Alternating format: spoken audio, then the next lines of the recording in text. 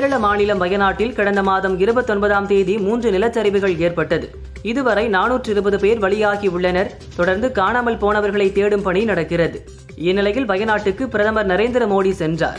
Helicopter மூலமும் தரைவழி மார்க்கமாகவும் பாதிக்கப்பட்ட பகுதிகளை முதல்வர் பினராயி விஜயனுடன் ஆய்வு செய்தார். தொடர்ந்து பாதிக்கப்பட்ட மக்களை சந்தித்து ஆறுதல் கூறினார்.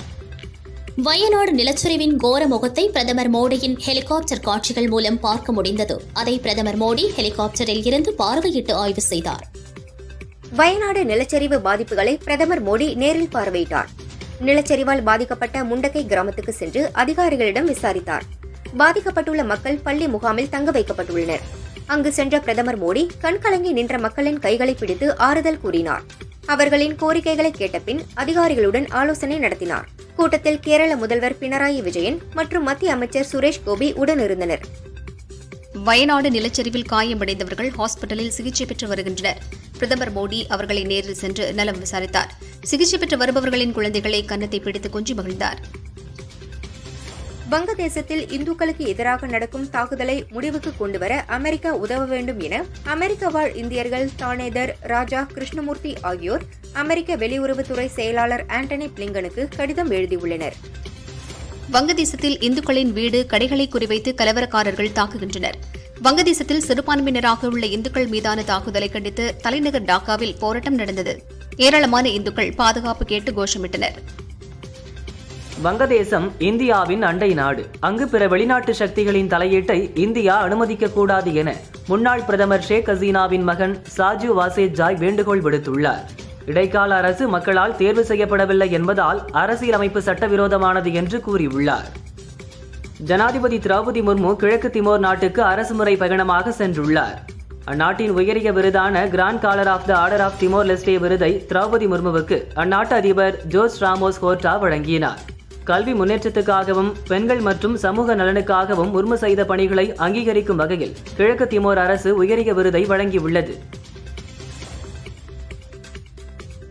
டெல்லியில் நடந்த பிரதமர் மோடி தலைமையிலான மத்திய அமைச்சரவை கூட்டத்தில் ஆந்திரா, பீகார், ஒடிசா உள்ளிட்ட 7 மாநிலங்களில் யுனெஸ்கோ சின்னமான அஜந்தா குகைக்கு ரயில் இயக்கும் திட்டம் உட்பட 24,657 கோடி ரூபாய் மதிப்பிலான 8 புதிய ரயில்வே திட்டங்களை செயல்படுத்த ஒப்புதல் அளிக்கப்பட்டுள்ளது.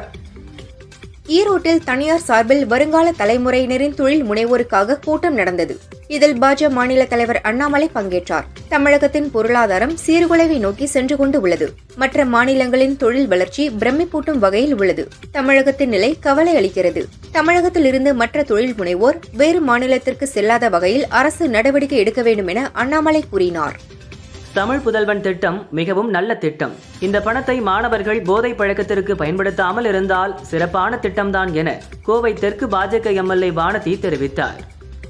சென்னையில் ஃபார்முலா 4 கார் பந்தயம் வரும் 31ஆம் தேதியும் செப்டம்பர் 1ஆம் தேதியும் நடக்கிறது. கார் பந்தயத்திற்கு எதிராக அதிமுக சார்பில் சுப்ரீம் கோர்ட்டில் வழக்கு தொடரப்பட்டுள்ளது. அவசர வழக்காக பட்டியலிடுமாறு சுப்ரீம் கோர்ட்டில் அதிமுக கோரிக்கை வைத்துள்ளது. பொதுமக்களுக்கு இடையூறு, போட்டி ஏற்பாட்டில் குளறுபடி, அரசு நிதி வீணடிப்பு போன்ற காரணங்களை சுட்டிக்காட்டி அதிமுக வழக்கு போட்டுள்ளது. ஆம்ஸ்ட்ராங் படுகொலைக்கு நீதி கேட்டு போராடிய அவரது மனைவி பொற்கொடி, பகுஜன் சமாஜ் கட்சியின் மாநில தலைவர் ஆனந்தன், இயக்குநர் ப. ரஞ்சித் உள்ளிட்டோர் மீது வழக்கு பதிவு செய்யப்பட்டுள்ளது கண்டிக்கத்தக்கது. நீதி கேட்டு போராடினால் வழக்கு பதிவா? தமிழக அரசு அவர்கள் மீது பதியப்பட்ட வழக்கை உடனே ரத்து செய்ய வேண்டும் என அதிமுக மூத்த தலைவர் ஜெயக்குமார் வலியுறுத்தினார். கர்நாடக அணைகளில் இருந்து நடப்பாண்டில் இதுவரை 149 டிஎம்சி தண்ணீர் திறந்துவிடப்பட்டுள்ளது.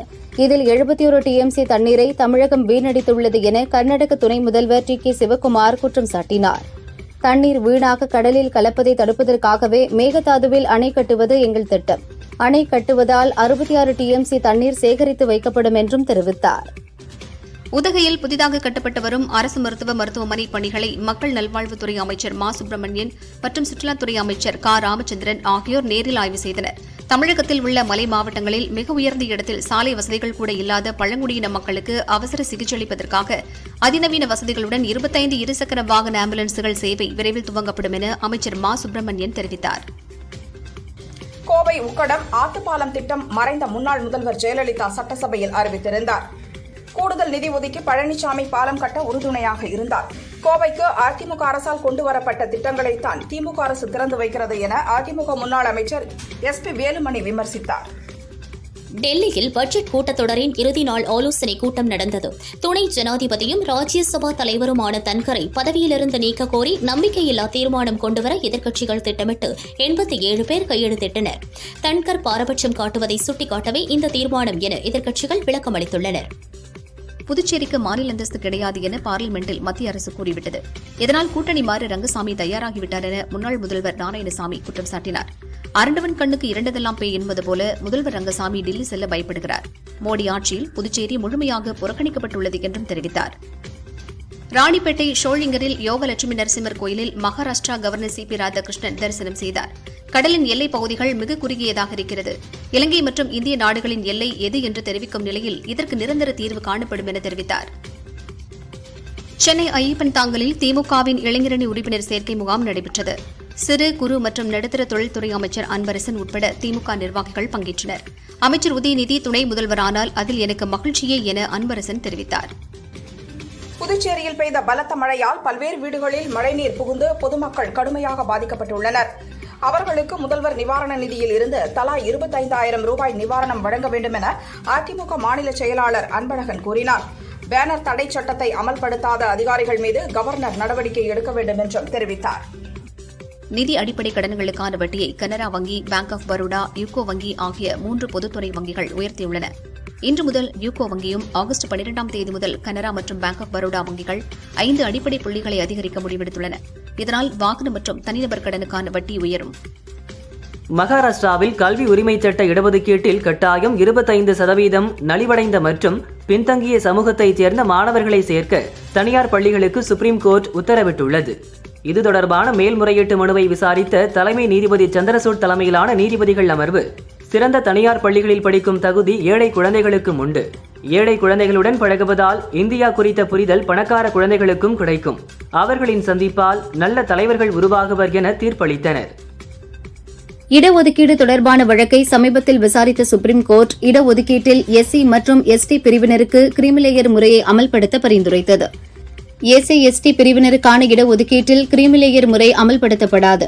அரசியலமைப்பு சட்டத்தின்படி எஸ்சி எஸ்டி பிரிவினருக்குள் கிரீமிலேயர் வழங்குவது அம்பேத்கர் கொள்கைக்கு எதிரானது என மத்திய அமைச்சர் அஸ்வினி வைஷ்ணவ் கூறினார். பாரிஸ் ஒலிம்பிக்கில் ஆண்களுக்கான ஃப்ரீ ஸ்டைல் மல்யுத்த போட்டியில் இந்தியாவின் அமன் ஷெராவத் வெண்கலப் பதக்கம் வென்று அசத்தினார். அவருக்கு வாழ்த்து தெரிவித்த ஜனாதிபதி திரௌபதி முர்மு, தனது முதல் ஒலிம்பிக்கில் பதக்கம் வென்ற அமன் ஷெராவத் எதிர்காலத்திலும் இந்தியாவுக்காக பதக்கங்களை வெல்வார் என கூறியுள்ளார். இதேபோல் பிரதமர் மோடியும் அவருக்கு வாழ்த்து தெரிவித்துள்ளார். ஹிமாச்சல பிரதேசத்தில் பெய்த கனமழையால் 30 பேர் மாயமாகினர். மீட்பு பணிகள் நடந்து வரும் நிலையில் 9 நாட்களுக்கு பிறகு 4 பேரின் உடல்கள் மீட்கப்பட்டது. இறந்தவர்களின் எண்ணிக்கை 28ஆக உயர்ந்துள்ளது. புகழ்பெற்ற துப்பாக்கிச் சுடும் வீரர் அபினவ் பிந்த்ரா ஒலிம்பிக் விளையாட்டு வீரர்கள் ஆணையத்தின் 2வது துணைத் தலைவராக தேர்வு செய்யப்பட்டுள்ளார். சர்வதேச ஒலிம்பிக் கமிட்டியின் 2வது துணைத் தலைவராக தேர்வு செய்யப்பட்டதை நினைத்து பெருமை அடைகிறேன். உலகெங்கிலும் உள்ள விளையாட்டு வீரர்களின் நலனுக்காக பாடுபட நான் கடமைப்பட்டிருக்கிறேன் என அபினவ் பிந்த்ரா கூறியுள்ளார். திருச்சி கல்லுக்குழி ஆஞ்சநேயர் கோயிலில் சுதர்சன பெருமாள் மற்றும் சக்கரத்தாழ்வாருக்கு மகா சுதர்சன ஹோமம் நடைபெற்றது. யாககுண்டம் வளர்க்கப்பட்டு 108 மூலிகைகளை யாகத்திலிட்டு சுதர்சன பெருமாள் மூலமந்திரம் பாராயணம் செய்யப்பட்டது. திரளான பக்தர்கள் கலந்து கொண்டு வழிபட்டனர். தஞ்சாவூர் மாவட்டம் திருப்பாலைத்துறையில் உள்ள பாலைவனநாத சுவாமி கோவிலில் உலக நன்மைக்காக 501 திருவிளக்கு பூஜை நடந்தது. சந்தன காப்பு அலங்காரத்தில் எழுந்தருளிய சுவாமியை திரளானோர் பங்கேற்று தரிசனம் செய்தனர். கடலூர் மாவட்டம் முடிகண்டநல்லூர் கிராமத்தில் அங்காள பரமேஸ்வரி கோவிலில் திருக்கல்யாணம் கோலாகலமாக நடந்தது. முடிகண்டநல்லூர் கிராம பெண்கள் தாலி உள்ளிட்ட சீர்வரிசை பொருட்களை கொண்டு சென்றனர். திரளான பக்தர்கள் பங்கேற்று சாமி தரிசனம் செய்தனர். சென்னை JM Tech இந்தியா நிறுவனம் மற்றும் அரவிந்த் கண் மருத்துவமனை இணைந்து கண் பார்வை திறனற்ற மாற்றுத்திறனாளிகளுக்கு செயற்கை நுண்ணறிவு திறன் கொண்ட கண் கண்ணாடிகளை அறிமுகம் செய்துள்ளது. நெல்லையில் உள்ள கண் பார்வையற்ற மாற்றுத்திறனாளிகள் 57 பேருக்கு இலவசமாக அதிநவீன செயற்கை நுண்ணறிவு திறன் கொண்ட ஸ்மார்ட் விஷன் கண் கண்ணாடிகள் வழங்கப்பட்டன. கொடைக்கானல் சர்வதேச பள்ளியில் ஆசிரியராக பெங்களூரைச் சேர்ந்த ஜெம்மி ஆத்மிக் பணியாற்றி வருகிறார். இவர் காலை நடைபயிற்சி சென்றார். அப்போது கல்லுக்குழி பகுதியில் மறைந்திருந்த காட்டுமாடு ஒன்று இடுப்பு பகுதியில் கடுமையாக தாக்கியது. இதில் அவர் படுகாயமடைந்தார். கன்னியாகுமரி மாவட்டம் பெருஞ்செல்வெளியைச் சேர்ந்த குமரி மின்னல் சிலம்பாட்டக் குழு புதுச்சேரியில் நடந்த தேசிய சிலம்பாட்டப் போட்டியில் பங்கேற்றனர். இதில் 60 சிறுவர் சிறுமிகள் கலந்து கொண்டு 14 தங்கப் பதக்கங்கள், 30க்கும் மேற்பட்ட வெள்ளி, வெண்கலப் பதக்கங்களை பெற்றனர். நீலகிரி மாவட்டம் குன்னூர் அருகே அருவங்காடு பாலாஜி நகரில் அதிகாலையில் சுந்தரராஜன் என்பவரின் வீட்டிற்குள் நுழைந்த சிறுத்தை ஒன்று அவரது வளர்ப்பு நாயை கவ்விக்கொண்டு கேட்டை தாண்டியது. கேட் கம்பியில் நாய் சிக்கியதும் அப்படியே விட்டுவிட்டு சிறுத்தை தப்பி ஓடியது. இந்த சம்பவத்தால் அப்பகுதியில் பீதியில் உள்ளனர். சம்பவ இடத்திற்கு சென்ற வனச்சரகர் சிறுத்தையை கூண்டு வைத்து பிடிக்க நடவடிக்கை எடுக்கப்படும் என தெரிவித்தார். திருச்சி மாவட்டம் காட்டுப்புத்தூர் பகுதி இளைஞர்கள் வயநாடு நிலச்சரிவில் பாதிக்கப்பட்ட மக்களுக்காக ரூபாய் 3 லட்சம் மதிப்பிலான உணவுப் பொருட்களை மக்களிடமிருந்து வாங்கினர். அதை நேரில் சென்று வழங்கினர். இது அப்பகுதி மக்களிடையே பெரும் வரவேற்பை பெற்றுள்ளது. தேனி மாவட்டம் சங்கராபுரம் அருகே ராசிங்காபுரத்தைச் சேர்ந்த இளைஞர் 33 வயது சரவணன் டூவீலரில் சென்றார். எதிர்பாராத விதமாக எதிரே வந்த டிப்பர் லாரி மீது மோதியது. இதில் முன்பக்க சக்கரம் சரவணன் தலையில் ஏறி பலியானார். போடி தாலுகா போலீசார் விசாரிக்கின்றனர். காரைக்காலில் அதிவேக திறன் கொண்ட பைக்குகளில் ஹெல்மெட் அணியாமல் அதிவேகமாக சென்ற 20க்கும் மேற்பட்டவர்களை போக்குவரத்து போலீசார் பிடித்து பைக்குகளை பறிமுதல் செய்து ஃபைன் போட்டனர். சாலை விதிகளை கடைபிடிப்பேன் என உறுதிமொழி எடுக்க வைத்து அறிவுரை கூறினர். திருப்பூர் குமரன் நினைவகம் முன் மத்திய அரசின் திருத்தப்பட்ட 3 குற்றவியல் சட்ட நகலை எரித்து அனைத்து தொழிற்சங்கத்தினர் போராட்டத்தில் ஈடுபட்டனர். மத்திய அரசுக்கு எதிராக கோஷங்களை எழுப்பினர்.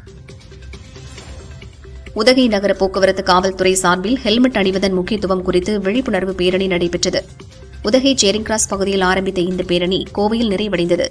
டூவீலரில் செல்லும்போது ஹெல்மெட் அணிந்து செல்ல வேண்டும் என பொதுமக்களிடையே விழிப்புணர்வை ஏற்படுத்தினர். காஞ்சிபுரத்தில் ராஜாஜி மார்க்கெட் இடிக்கப்பட்டு புதியதாக கட்டப்பட்டுள்ளது.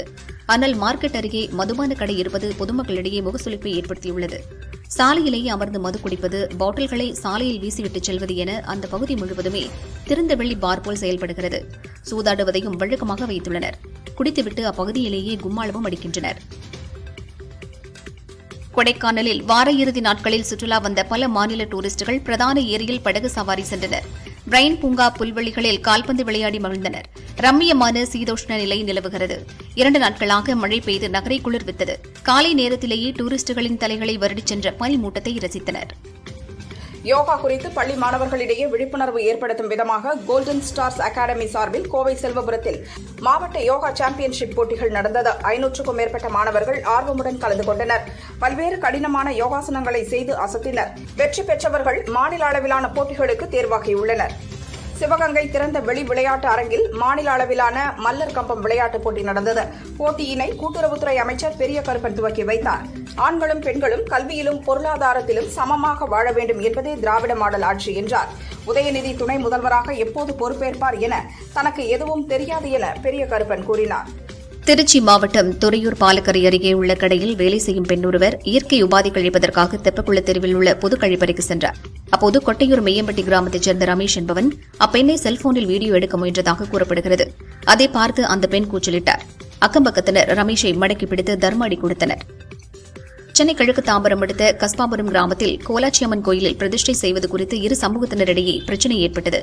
ஆடிப்பூரத்தை முன்னிட்டு ஒரு சமூகத்தினர் வேப்பமரத்தின் கீழ் 3 அடியில் கோலாச்சியம்மன் சிலையை வைத்து பிரதிஷ்டை செய்தனர். இந்த சிலை திடீரென காணாமல் போனது. ஏராளமானோர் அங்கு கூடியதால் பரபரப்பு ஏற்பட்டது. பதற்றம் நிலவுவதால் போலீசார் குவிக்கப்பட்டுள்ளனர். விழுப்புரம் கீழ்பெரும்பாக்கத்தைச் சேர்ந்தவர் தண்டபாணி. இவரது வீட்டில் 6 அடி நீள சாரைப்பாம்பு ஒன்று புகுந்தது. தீயணைப்பு வீரர்கள் விரைந்து சென்று 6 அடி நீளமுள்ள சாரைப்பாம்பை லாவகமாக பிடித்து காப்பு காட்டில் விட்டனர். சிவகங்கை மாவட்டம் தாச்சக்குடி ஐயனார் கோயில் ஆடி பொங்கல் விழாவை முன்னிட்டு மஞ்சு விரட்டு போட்டி நடைபெற்றது. 300க்கும் மேற்பட்ட காளைகள் பங்கேற்றன. சீறி பாய்ந்த காளைகளை காளையர்கள் அடக்கினர். காளைகள் முட்டியதில் பார்வையாளர்கள், மாடுபிடி வீரர்கள் என 10க்கும் மேற்பட்டோருக்கு லேசான காயங்கள் ஏற்பட்டன. புதுச்சேரி மெரினா கடற்கரையில் இருந்த 13 வயது ஒட்டகம் கடந்த ஜூலை 19ஆம் தேதி இறந்தது. நகராட்சி அனுமதி பெறாமல் ஒட்டகத்தை மெரினா கடற்கரையில் நிர்வாகத்தினர் புதைத்தனர். இதுபற்றி அறிந்த நகராட்சி அதிகாரிகள் விசாரித்து ஒட்டகத்திற்கு பிரேத பரிசோதனை செய்தனர். இந்நிலையில் மெரினா கடற்கரையில் ஒட்டகம் மற்றும் குதிரை சவாரிக்கு தடை விதித்த நகராட்சி நிர்வாகம் ஒட்டகம், குதிரை வைத்திருப்போர் ஒப்படைக்கும்படி உத்தரவிட்டுள்ளது. கோவை மேட்டுப்பாளையத்தில் முறையாக குடிநீர் வழங்காத நகராட்சி நிர்வாகத்தை கண்டித்து அதிமுக கவுன்சிலர்கள் 3 பேர் சாமண்ணா நீர் உந்து நிலையம் முன் அமர்ந்து தர்ணாவில் ஈடுபட்டனர். தகவல் அறிந்த மேட்டுப்பாளையம் போலீசார் பேச்சுவார்த்தை நடத்தினர். மழையால் கிணற்றில் சேரும் சகதிகளாகவும் உள்ளதால் தண்ணீர் எடுப்பதில் சிக்கல் உள்ளதாகவும் இப்போதைக்கு மாற்று வழி ஏற்படுத்தி தருவதாகவும் அதிகாரிகள் தெரிவித்தனர். நெல்லை மாநகராட்சியின் 7வது மேயராக ராமகிருஷ்ணன் பதவியேற்றுக் கொண்டார். மாநகராட்சி அலுவலகத்தில் நடைபெற்ற பதவியேற்பு விழாவிற்கு சைக்கிளில் வருகை தந்தார். பதவி பிரமாணம் செய்த பின் தனது 95 வயது தாய் மூலம் மேயருக்கான செங்கோல் மற்றும் அங்கியை ஆணையாளரிடம் பெற்றுக் கொண்டார். திருப்பத்தூர் மாவட்டம் வெள்ளனூர் பகுதியில் சாலை வசதி கேட்டு அப்பகுதி மக்கள் பள்ளி குழந்தைகள் என ஏராளமானோர் திரண்டு கையில் பதாக ஏந்தி நாற்றம்பள்ளி சாலையில் மறியலில் ஈடுபட்டனர். ஊராட்சித் தலைவர் நடத்திய பேச்சுவார்த்தையை தொடர்ந்து அனைவரும் கலைந்து சென்றனர். கள்ளக்குறிச்சி மாவட்டம் கீழ்பெரும்பாக்கத்தைச் சேர்ந்தவர் குமரவேல். இவரது மனைவி ஜோதி பன்ருட்டியில் இருந்து பஸ் ஏற முயன்றபோது 30 கிராம் நகை 60,000 பணத்தை தவறவிட்டனர். போலீசார் சிசிடிவி காட்சிகளை ஆய்வு செய்து அவற்றை எடுத்துச் சென்ற முதியவரிடமிருந்து மீட்டு குமரவேலிடம் ஒப்படைத்தனர். திருப்பூர் மாவட்டம் அவிநாசியில் சுதந்திர போராட்ட தியாகி அம்பலவாணன் உடல்நலக் குறைவால் காலமானார். இவரது மறைவுக்கு பாஜ மாநில தலைவர் அண்ணாமலை இரங்கல் தெரிவித்ததுடன் அவரது குடும்பத்தினருக்கு ஆறுதல் தெரிவித்தார். திருச்சியில் கார்கில் போரின் 25ஆம் ஆண்டு வெற்றி விழாவை முன்னிட்டு அப்போரில் வீரமரணமடைந்த மேஜர் சரவணன் நினைவகத்தில் தேசிய கொடி ஏற்றப்பட்டது. ராணுவ உயரதிகாரிகள் மலர் வளையம் வைத்து நமது தேசிய கொடிக்கு மரியாதை செலுத்தினர். இந்தோனேஷியாவில் நேற்று நடந்த மிஸ்டர் ஏஷியா ஆணழகன் போட்டியில் இந்திய அணி சார்பில் 60 கிலோ எடை பிரிவில் ஆத்தூரைச் சேர்ந்த ஜெயபிரகாஷ் பங்கேற்று தங்கப்பதக்கம் வென்றார். இந்தியாவுக்கு பெருமை சேர்த்த இவரை பலரும் பாராட்டி வருகின்றனர். திருப்பத்தூர் மாவட்டம் ஆம்பூர் வாணியம்பாடி பகுதிகளில் தோல் தொழிற்சாலைகள் இயங்கி வருகின்றன. இதிலிருந்து வெளியேறும் கழிவுகள் பாலாற்றில் நேரடியாக திருப்பிவிடப்படுகிறது. இதனால் பாலாற்றில் துர்நாற்றத்துடன் தோல் கழிவுகள் நுரை பொங்க ஓடுகிறது. குடிநீர், விவசாயம் முற்றிலும் பாதிப்படைந்து வருகிறது. இந்திய நிறுவனம் ஒன்றின் முக்கிய ரகசியத்தை விரைவில் வெளியிடப் போவதாக ஹிண்டன்பெர்க் தனது எக்ஸ் பக்கத்தில் எந்த நிறுவனம் என பெயரை குறிப்பிடாமல் சூசகமாக பதிவிட்டுள்ளார். கடந்த ஆண்டு ஹிண்டன்பெர்க் வெளியிட்ட அறிக்கையால் அதானி குழுமம் $100 மில்லியன் இழப்பை சந்தித்தது குறிப்பிடத்தக்கது. சேலம் மாவட்டம் ஆத்தூர் சுற்றுவட்டார பகுதிகளில் நேற்று இரவு சூறை காற்றுடன் கனமழை கொட்டியது. 1 மணி நேரம் பெய்த கனமழையால் குளிர்ந்த சூழல் நிலவுகிறது. மலைப்பாதை அருவிகளில் வெள்ளம் பெருக்கெடுத்து ஓடியது. காஞ்சிபுரம் மாநகராட்சி 34வது வார்டு பகுதியில் கடந்த 3 மாதங்களாக கழிவுநீர் குழாயில் உடைப்பு ஏற்பட்டு சாலையில் கழிவுநீர் தேங்கியது. பலமுறை புகார் அளித்தும் நடவடிக்கை எடுக்காததால் 34வது வார்டு கவுன்சிலர் பிரவீன்குமார் தலைமையில் 100க்கும் மேற்பட்டோர் சாலை மறியலில் ஈடுபட்டனர். போலீசார் நடத்திய பேச்சுவார்த்தையை தொடர்ந்து அனைவரும் கலைந்து சென்றனர். சேலம் மாவட்டம் ஏற்காடு மற்றும் அதன் சுற்றுவட்டார பகுதிகளில் இரவு முழுவதும் பெய்த கனமழையால் ஏற்காடு முழுவதும் மின்சாரம் துண்டிக்கப்பட்டது. மலை கிராமங்கள் இருளில் மூழ்கின. மின் கம்பங்கள் சாய்ந்தன. தங்கும் விடுதியின் சுற்றுச்சுவர் இடிந்து விழுந்தது. பொதுமக்களின் இயல்பு வாழ்க்கை பெரிதும் பாதித்தது. தேனி மாவட்டம் ஆண்டிப்பட்டி அருகே உள்ள வைகை அணை நீர்பிடிப்பு பகுதிகளில் மழை பெய்து வருகிறது. மேலும் முல்லை பெரியாறு அணையில் இருந்தும் வைகை அணைக்கு நீர் திறக்கப்பட்டுள்ளது. இதனால் நீர்வரத்து 1345 கன அடியாக அதிகரித்துள்ளது.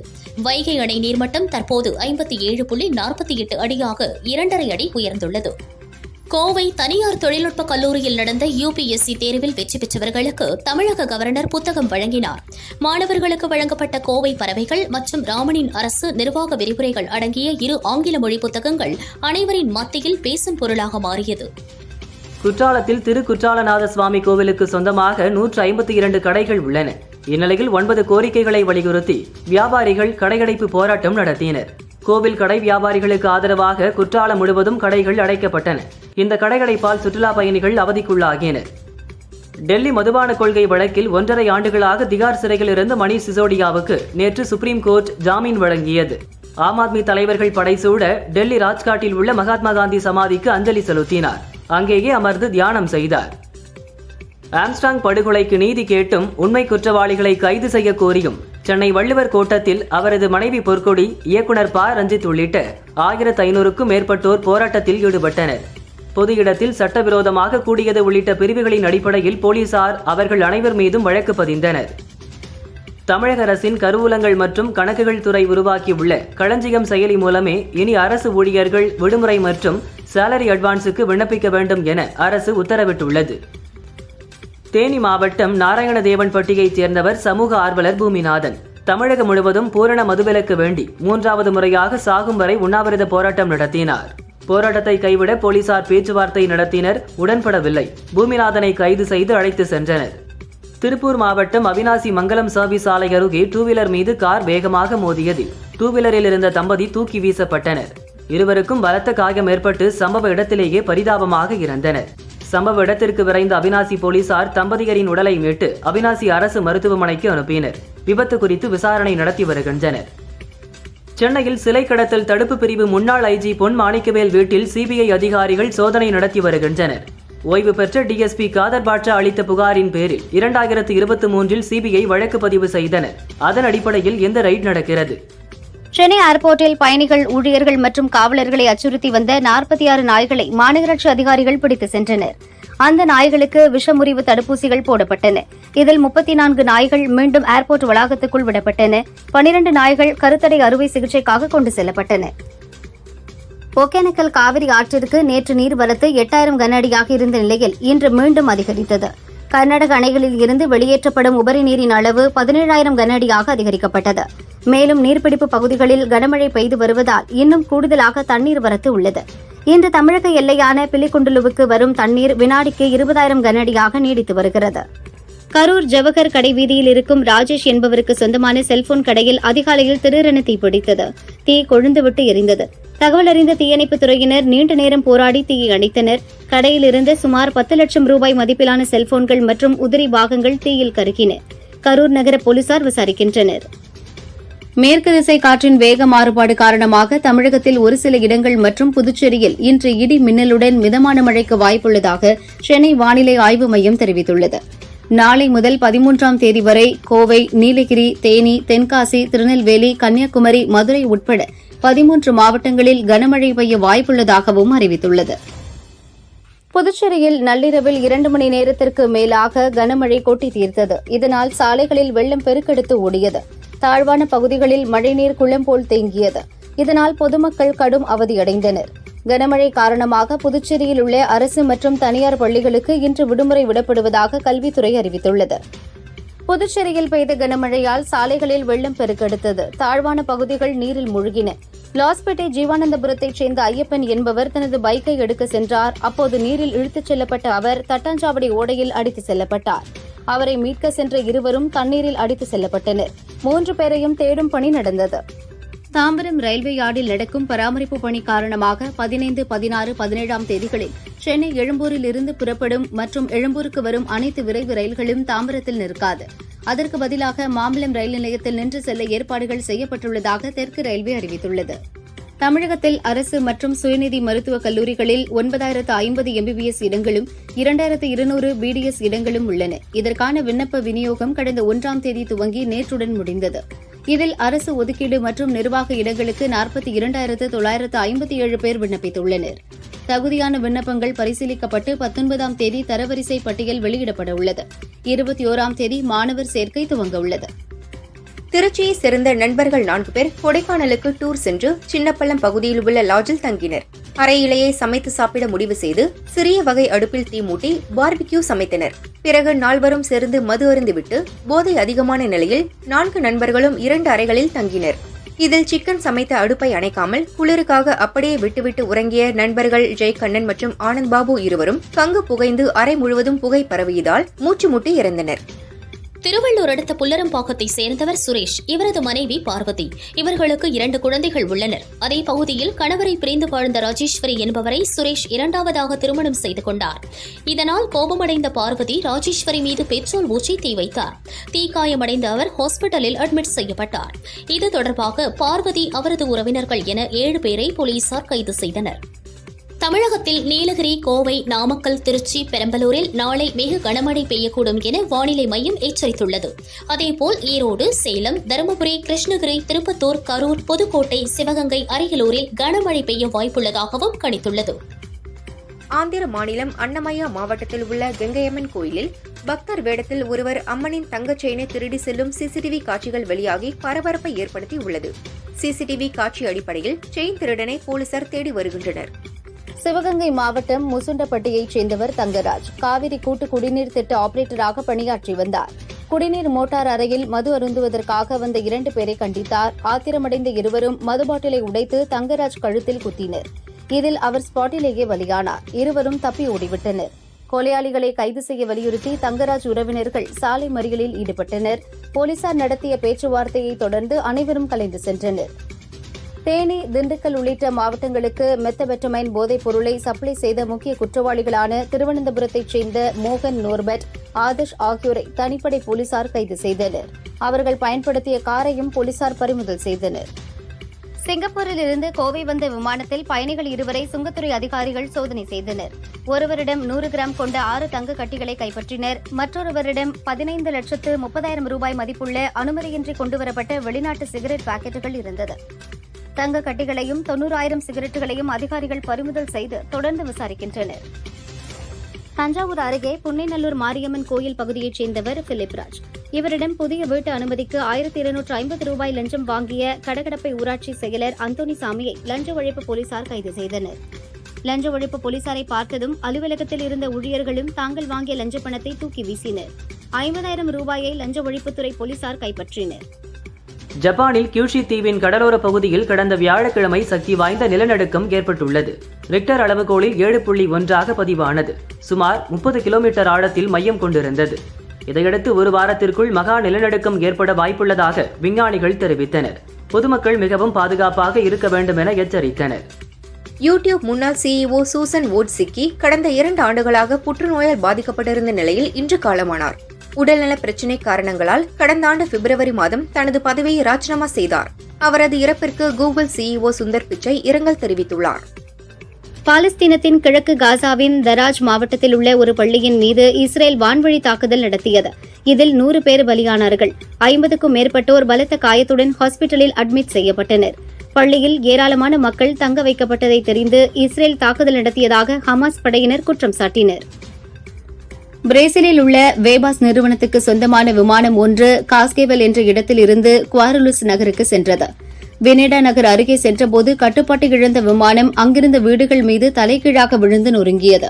வெடித்து சிதறிய விமானத்தில் பயணித்த 58 பயணிகள், 4 ஊழியர்கள் என 62 பேரும் உடல் கருகி இறந்தனர். ராஜஸ்தான் ராயல்ஸ் அணியின் தலைமை பயிற்சியாளர் குமார் சங்ககராவை இங்கிலாந்து பயிற்சியாளராக நியமிக்க ஜோஷ் பட்லர் பரிந்துரைத்ததாக கூறப்படுகிறது. இதனால் அவர் பதவி விலக உள்ளதாகவும் ஏற்கனவே இந்த அணிக்கு பயிற்சியாளராக இருந்த ராகுல் டிராவிடை மீண்டும் அப்பதவியில் நியமிக்க அதிக வாய்ப்புள்ளதாக தகவல் வெளியாகியுள்ளது. பாரிஸ் ஒலிம்பிக் கால்பந்து இறுதிப் போட்டியில் 5-3 என்ற கோல் கணக்கில் பிரான்ஸை வீழ்த்தி ஸ்பெயின் தங்கப்பதக்கம் வென்றது. ஆட்டத்தின் 2ஆம் பாதியில் இரு அணிகளும் தலா 3 கோல்கள் அடித்திருந்த நிலையில் கூடுதல் நேரத்தில் ஸ்பெயின் வீரர்கள் அபாரமான ஆட்டத்தை வெளிப்படுத்தி மேலும் 2 கோல்கள் அடித்து பிரான்ஸை வீழ்த்தினர். ஒலிம்பிக் ஆண்கள் ஹாக்கி போட்டியில் ஸ்பெயின் அணியை வீழ்த்தி இந்திய அணி வெண்கலப் பதக்கம் வென்றது. இன்று நாடு திரும்பிய ஹாக்கி வீரர்களுக்கு டெல்லி விமான நிலையத்தில் உற்சாக வரவேற்பு கொடுக்கப்பட்டது. ஹாக்கி வீரர்கள் பதக்கங்களுடன் நடனமாடி மகிழ்ந்தனர். சின்னத்திரை நடிகை சித்ரா மர்ம மரண வழக்கில் போதிய ஆதாரங்கள் இல்லாததால் அவரது கணவர் ஹேம்நாத்தை விடுவித்து அவர் நிரபராதி என திருவள்ளூர் மகளிர் கோர்ட் தீர்ப்பளித்தது. ரஷ்யாவுடனான போருக்கு இடையில் ஒலிம்பிக்ஸ் போட்டியில் உக்ரைன் பதக்கங்களை குவித்து வருகிறது. இதுவரை 3 தங்கம், 4 வெள்ளி மற்றும் 4 வெண்கல பதக்கங்களை வென்று பதக்கப்பட்டியலில் 18வது இடத்தில் உள்ளது. விஜய், மீனாட்சி சௌத்ரி, பிரசாந்த், பிரபுதேவா மற்றும் பலர் நடிப்பில் வெங்கட் பிரபு இயக்கத்தில் உருவாகி வரும் படம் தி கோட் செப்டம்பர் 5 பேன் இண்டியா படமாக உலகம் முழுவதும் வெளியாகிறது. இந்த படத்தின் தமிழக உரிமையை வாங்கிய ரோமியோ பிக்சர்ஸ் ராகுல் வெளியிட்ட பதிவில் அந்த ஏரியா, இந்த area, all areas Tamil cinema வரலாற்றில் முதன்முறையாக தமிழகத்தில் அனைத்து தியேட்டர்களிலும் செப்டம்பர் 5 முதல் தி கோட் படம் திரையிடப்படுகிறது என்று குறிப்பிட்டுள்ளார். இதன் மூலம் இந்த படம் வசூலில் புதிய சாதனை படைக்கலாம். நடிகர் கமல் கடந்த 7 சீசன்களாக தொகுத்து வழங்கி வந்த நிகழ்ச்சி பிக் பாஸ் 8வது சீசன் விரைவில் துவங்க உள்ள நிலையில் இதிலிருந்து விலகுவதாக சில தினங்களுக்கு முன்பு அறிவித்தார். அடுத்து இந்த நிகழ்ச்சியை யார் தொகுத்து வழங்கப் போகிறார் என கேள்வி எழுந்தது. இந்நிலையில் சிம்பு, சூர்யா, விஜய் சேதுபதி ஆகியோரின் பெயர்கள் அடிபட்டன. இவர்களில் விஜய் சேதுபதி தொகுத்து வழங்க உள்ளதாக டிவி வட்டாரங்கள் தெரிவிக்கின்றன. ரஞ்சித் இயக்கத்தில் விக்ரம், பார்வதி மற்றும் மாளவிகா மோகனன் நடித்துள்ள தங்கலான் படம் ஆகஸ்ட் 15 ரிலீஸ் ஆகிறது. பார்வதி கூறுகையில், படத்தில் நடிப்பதே ஆசீர்வாதம்தான். பணம் கிடைத்தாலும் அதைவிட ரசிகர்களின் ஆதரவு பெரியது. அவர்களின் அன்புதான் எங்களை மேலும் மேலும் உழைக்க வைக்கிறது. இந்த படம் ரசிகர்களை ஏமாற்றாது. அதற்கு நான் 100% கேரண்டி தருகிறேன் என்றார். சமீபத்தில் கேரளாவில் உள்ள வயநாட்டில் நிலச்சரிவு ஏற்பட்டதை அடுத்து 3 கிராமங்கள் மண்ணில் புதைந்தன. 400க்கும் மேற்பட்டோர் பலியாகினர். கேரளாவுக்கு திரை நட்சத்திரங்கள் பலரும் நிதி உதவி வழங்கி வருகின்றனர். அந்த வகையில் தமிழ் சினிமாவின் மூத்த நடிகைகளான மீனா, சுஹாசினி, குஷ்பு, லிசி பிரியதர்ஷன் உள்ளிட்டோர் கேரள முதல்வர் பினராயி விஜயனை சந்தித்து 1 கோடி ரூபாய் நிதி வழங்கினர். தமிழ் திரைப்பட தயாரிப்பாளர் சங்கம் சமீபத்தில் அதன் முன்னாள் தலைவரான விஷால் மீது ஒரு குற்றச்சாட்டை முன்வைத்தது. அதாவது சங்கத்தில் இருந்த ரூபாய் 12 கோடியை முறைகேடாக செலவழித்து விட்டதாக குற்றம் சாட்டியது. மேலும் இனி அவரை வைத்து படம் தயாரிப்பவர்கள் தங்களை கலந்து ஆலோசிக்க வேண்டும் என கேட்டுக்கொண்டது. இதற்கு விஷால் அப்போதே முடிந்தால் என்னை தடுத்து பாருங்கள் என பதில் கொடுத்திருந்தார். இப்போது இது தொடர்பாக விளக்கம் கேட்டு நீண்ட கடிதம் ஒன்றை தயாரிப்பாளர்கள் சங்கத்திற்கு விஷால் அனுப்பியுள்ளார். அதில் தன் மீது பொய்யான குற்றச்சாட்டுகளை கூறிய சங்கத்தின் தற்போதைய நிர்வாகிகள் இக்கடிதம் பெற்ற 24 மணி நேரத்தில் தயாரிப்பாளர் சங்கம் வன்மத்தினால் அனுப்பிய பத்திரிகை செய்தியை திரும்பப் பெற வேண்டும், இல்லையென்றால் சட்ட ரீதியாக எதிர்கொள்வேன் என்று தெரிவித்துள்ளார். சமந்தாவை பிரிந்த நடிகர் நாக சைத்தன்யா நடிகை சோபிதா துலிபலாவை காதலித்தார். சில தினங்களுக்கு முன் இவர்களின் நிச்சயதார்த்தம் நடந்தது. இருவரும் குறுந்தொகை பாடல் ஒன்றின் எளிய ஆங்கில மொழியாக்கத்தை பதிவிட்டு தங்களது காதலை வெளிப்படுத்தி உள்ளனர். தமிழ் குறுந்தொகை பாடல் ஒன்றை மேற்கோள் காட்டி ரசிகர்களை ஆச்சரியப்படுத்தி உள்ளனர்.